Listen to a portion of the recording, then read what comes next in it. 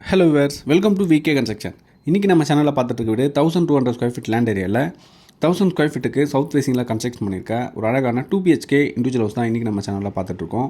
இந்த வீடு அமைச்சிருக்க லொக்கேஷன் பார்த்தீங்கன்னா சென்னை வேப்பம்பட்டு வரும்.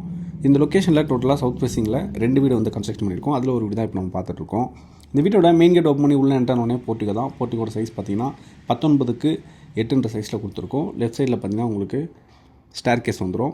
மெயின் டோர் ஓப்பன் பண்ணி உள்ளே என்ட்ரனோடனே லிவிங் ஹால் தான். ஹாலோட சைஸ் 16க்கு 15 சைஸில் கொடுத்துருக்கோம். கிச்சன் சைஸ் 9க்கு 6 வரும்.